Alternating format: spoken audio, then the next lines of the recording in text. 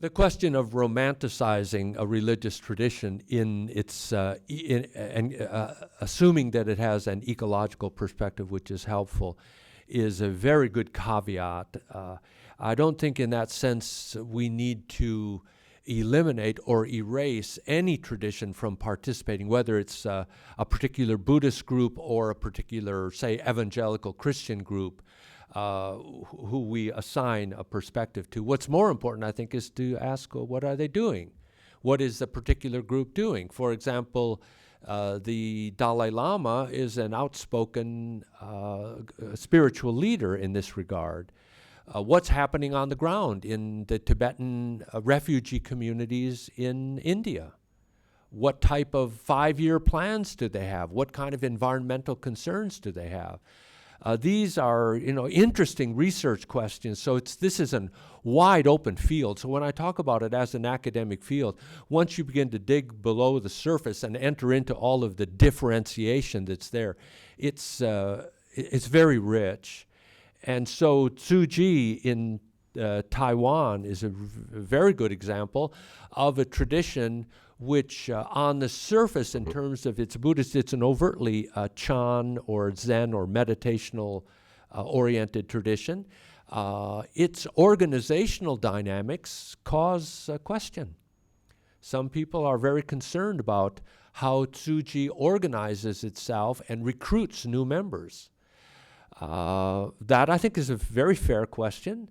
I have visited their recycling centers. I have seen 3 football field size area organized on one side into, it's like a bazaar. It's the most interesting thing. You walk down areas the size of this room where they have sewing machines that are being refurbished. They've been thrown away, and people are working on You go to the next one, lawnmowers. I mean, it's like this amazing Fellini kind of movie walking down this set, because it's dirty, and they try and clean it up, but it's recycling stuff. On the other side, there's all these elders, and they are working with a roll of material.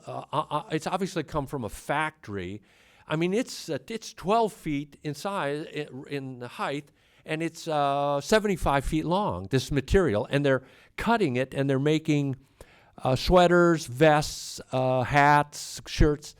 And this is all for disaster relief. But all of this cloth is recycled plastic bottles.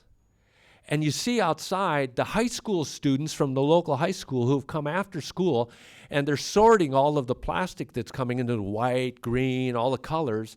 This outfit sends them to be fragmented, pelletized in their own plant, because they haven't found, here's an entrepreneurial activity waiting to happen. They then recombine it and spin it, and they do have a factory that already does that. They spin it into cloth. This cloth that they are sending out to disaster relief, for example, at the New Orleans hurricane, Tzu Chi was there, and they were handing out this material. So there's some very good questions with regard both to the ideologically framing of a tradition, that it has a monological? Yeah, and it's obviously, it doesn't dig deep enough.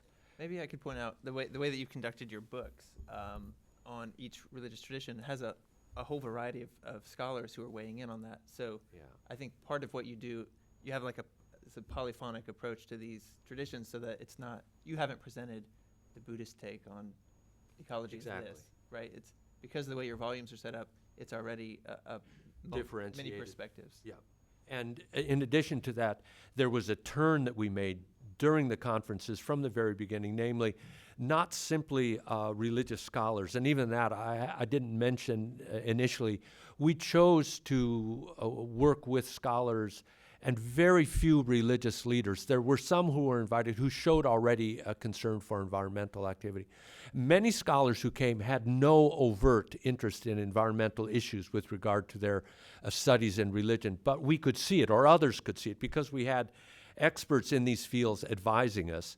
And they would say, you know, there's this person who's been working on the Diamond Sutra, and she keeps talking about environmental issues kind of in the background. She could invite her and see if she wants to bring it forward.